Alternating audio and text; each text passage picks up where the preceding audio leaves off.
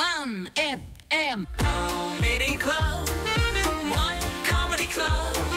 Comedy Club. Le Comedy Club avec Noah en ondes. Comedy Club. Le 1FM Comedy Club. Et on a du pain sur la planche, on a pas mal d'actu à rattraper avec les vacances de Pâques. Effectivement, Noah, c'est parti, c'est à toi.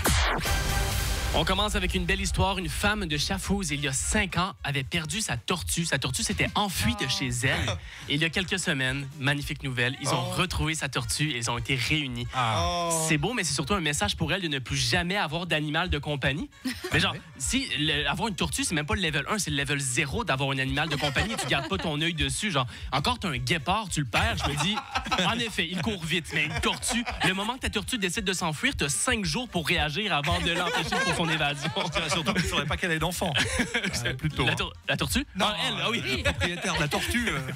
Mais ce qui est compliqué, c'est une fois que tu l'as perdue, comment la retrouver? Genre, faut que tu te promènes à un endroit que tu crois qu'elle est, t'appelles son nom, tu poses ta tente, t'attends 5 jours pour permettre à ta tortue de revenir vers toi.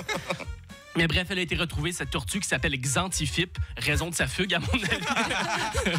Mais pour cette dame, donc, s'il vous plaît, cette fois-ci, fais attention à Xantifip. Non, donc je l'ai dit, quoi.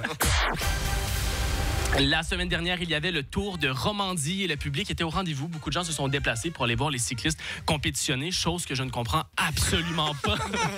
Je pense que c'est culturel. Vous aimez bien, vous, quand même, le vélo. Nous, on aime le hockey sur glace et quand il n'y a pas 5 buts et 3 bagarres, on trouve que le match était pas fou. Et vous allez voir des gens pédaler, c'est ça? Ça peut se battre sur le bord de la route. Hein. Ils sont souvent un peu avinés, hein, les supporters. Puis à la fin, votre réaction, c'est genre, wow, trop cool, il a pédalé 2 centièmes de seconde plus rapidement que le deuxième. C'est trop. Non, c'est vraiment pas si cool que ça. Si. Et en plus, tu te déplaces et tu vois pas toute la course, tu vois qu'une partie de la course. C'est comme si tu vas voir un match de foot et après 10 minutes, ils s'en vont, tous les joueurs vont jouer dans un autre stade, mais toi, t'as pas le droit d'y aller. Toi, tu dois attendre. Oui, c'est gratuit, par contre, pour le vélo. Bref, moi, ça me tenait à cœur de vous dire ça. Peut-être que je suis pas encore assez suisse pour comprendre ce sport, mais bon. Et on termine avec une technologie qui s'étend de plus en plus. La seule place qu'il y a en Suisse, c'est à l'aéroport de Zurich. C'est ce fameux scanner qui permet que dans tes bagages, il détecte quand c'est une bouteille d'eau et ça te permet de passer la sécurité avec une bouteille d'eau. Ma question, pourquoi ça n'existait pas déjà? On a inventé tellement de choses en 30 ans. En 30 ans, il y a un mec qui s'est dit, est-ce qu'on pourrait pas frire des aliments avec de l'air? Et il a créé une machine pour le faire. Et personne s'est dit, on pourrait faire un scanner qui dit, ah tiens, ça c'est une bouteille d'eau, ce n'est pas une bombe qui peut détruire un avion. En plus, je suis pas un ingénieur, mais j'ai l'impression que c'était pas si difficile à inventer. Mais je le sais pas, il y a plein de choses comme ça que je trouve qu'on n'a pas l'air difficile, mais je le sais pas. Genre conduire un train, ça m'a pas l'air si compliqué. J'ai l'impression que si quelqu'un rentre dans mon wagon et dit le conducteur fait un malaise, vite on a besoin de quelqu'un, je suis assez confiant de pouvoir y aller, de la prendre sur le code. C'est le conducteur de train qui nous écoute. J'ai googlé justement, parce que je me suis dit ça c'est mon avis. Est-ce que le Google m'a répondu. Conduire un train n'est pas nécessairement difficile, mais une tâche très exigeante en termes de responsabilité et en concentration. Oui. C'est ça, c'est pas très difficile. C'est comme s'occuper d'une tortue. Quasi tout le monde y arrive. Bref, désolé les conducteurs de train, bonne semaine. Bravo Noah. Il nous ramène au début de sa chronique à la fin. Ça, c'est un truc que font seulement les experts, les professionnels. Un callback. Que les Américains du Nord savent faire ça, un callback. Grâce le verbe compétitionner qu'on n'utilise pas suffisamment ici en Europe. Vous êtes quoi alors? Non mais ils courent, enfin les coureurs font du vélo, ils courent, je sais pas, mais compétitionner, mais moi j'apprécie. Ça m'a l'air français. C'est français. Ah, j'ai le droit de dire. Mais on le oui, dit t'as pas. le droit, t'as le droit.